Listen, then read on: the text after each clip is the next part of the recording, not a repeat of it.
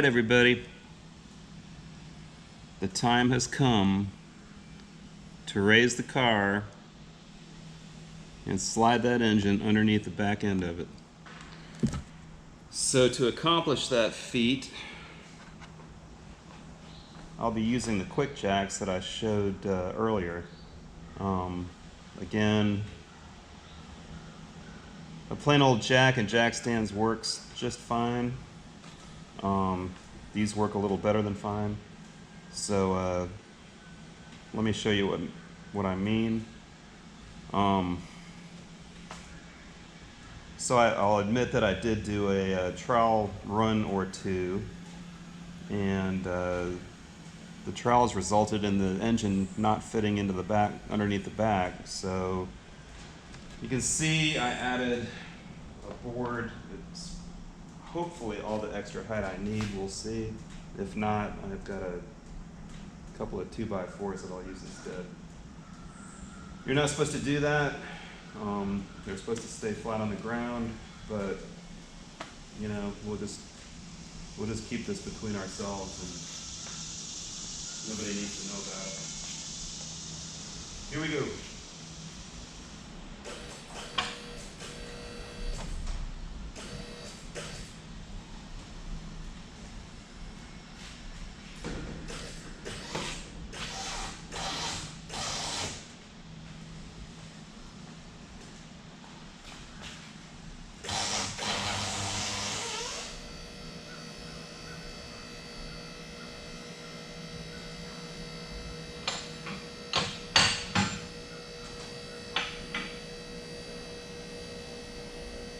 So the big question now, do we have clearance?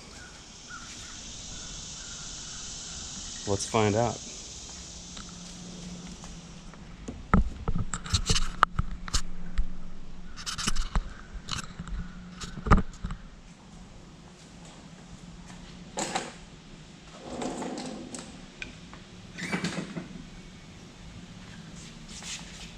Let's say no.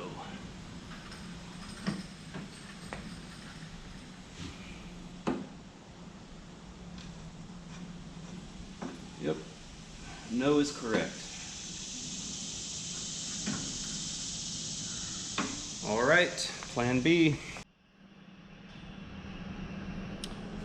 All right, success. As you can see, we do clear, which is a wonderful thing. In it goes.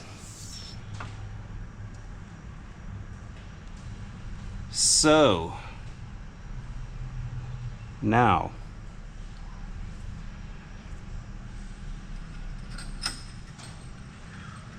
we have to align that shaft coming out of the transmission with the opening for the clutch disc and the gland nut on the flywheel. As you can see, we did have to go a little higher with our cribbing underneath, but that's fine, it's safe, it's good.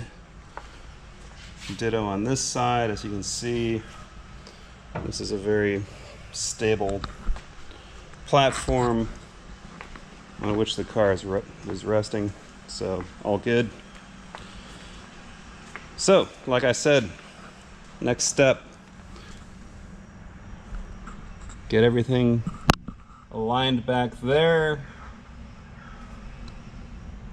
and start jacking that engine up into its home. It's actually a little too far right now, so we'll fix that. Okay, stay tuned.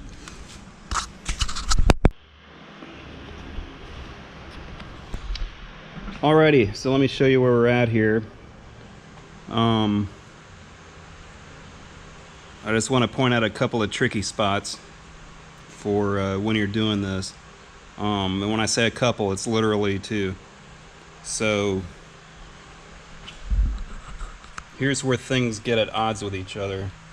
You have the shaft from the generator, as you can see, and you have that heater outlet and that driver's side axle.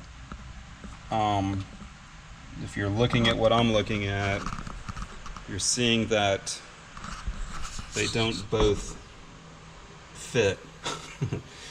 So here's what you end up having to do. You have to get the engine itself angled up like this on the jack by putting some blocks of wood in the back to where this clears this.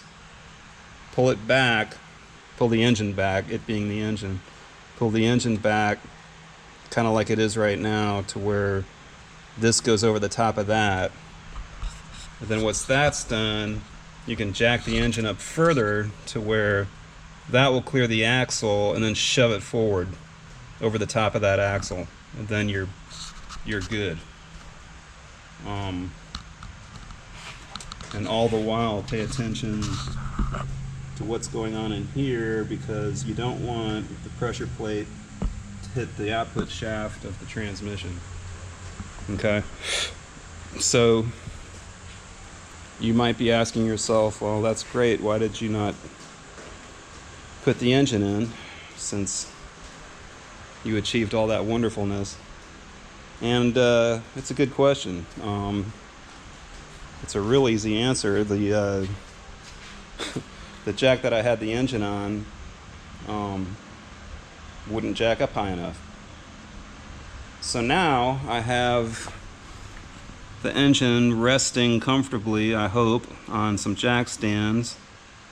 I've lowered the engine jack, and if you can see those two extra pieces on little pedestals sort of on each side, those were removed before because I couldn't get the engine under the car with those in place. So that was problem one. The engine wouldn't go under the back of the car, if you recall. So I had to get the jack as low as possible. Well, then the opposite problem occurred where the jack was as low as possible and it wouldn't jack the engine up high enough. So now I put those extension pieces on, still not enough. So I'm going to have to add some wood cribbing, kind of similar to what's under the quick jack, see? All screwed together so it doesn't come apart. So I'm going to go home, make some of that, make a little pad, angled, because the car is angled, the front's lower than the back. So I'm going to make the engine match the angle that the car is sitting at with the cribbing I make for the top of the jack. So that will do two things. It will get the jack with enough height to get the engine up where it needs to go, and it'll get the engine angled same as the car, so it'll slide onto that transmission output shaft. Alright, easy as that.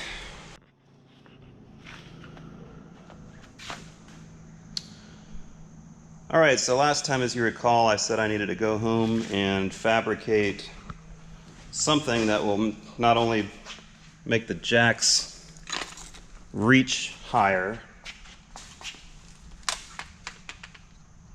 but I also needed to make something that would angle the engine in such a way that matches the angle of the car, with the front lower than the rear. So that is my homemade engine height extender angler device. We'll see how it works in a moment. I also want to show you another little handy tool. Because there's really no way to see back in there if your transmission shaft and clutch opening are aligned. There is, however, an observation hole, you would call it, in the bell housing of the transmission, so that you can see in to where that shaft and clutch disc made up. Or something they didn't have in 1965, an endoscope, which I do have. So I put the camera into that observation hole, and the view of the camera is right there. So basically I can see the output shaft of the transmission. There's the opening for the clutch. I gotta get that lined up with that. Once that happens, in theory, the engine should be able to shove on, potentially with a little rotation, to get the splines aligned, as you can see in the picture there. You can rotate the engine a little, or you can have a friend rotate the rear wheel if the car's in gear, which will rotate the shaft. Well, doesn't look like I have any friends, so it'll be me rotating the engine. All right, stay tuned. So remember that thing I showed you last time, the engine lifter angler thing? Well, forget that because it didn't work.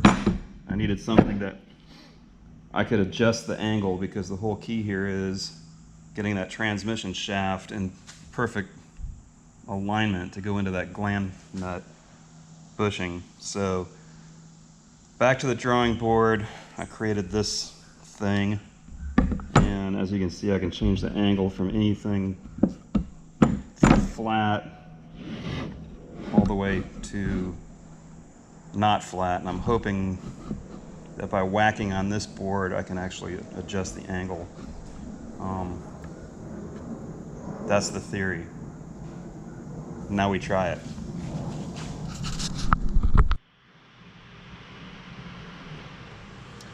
All right, we have success.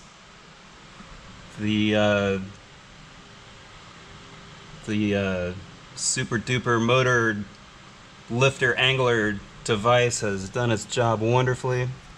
I actually matched up the angle with the angle the car is sitting at before I put it on the jack, and then lifted it up, and you know, a little bit of profanity was required before the engine decided to consummate things with the transmission, and it all slid wonderfully together. So I've already put in 3 of the nuts to hold it in place, which is enough to at least lower the jack. I am going to try to get, of course, the one bolt that that decided to shove its way back out of the hole is the one that you can't get to, because it's up above the starter, so you actually have to reach from that side over the transmission and shove it through and then tighten it up. But this little contraption worked perfectly. So I get that last bolt put in, lower the jack, and of course open a Victory beer,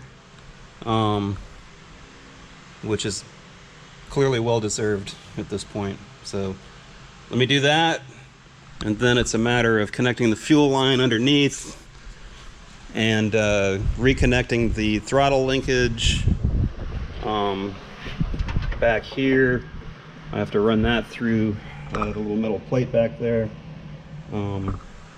Not the funnest job on the face of the earth, but not terrible either. So, good deal. Good progress. Stay tuned.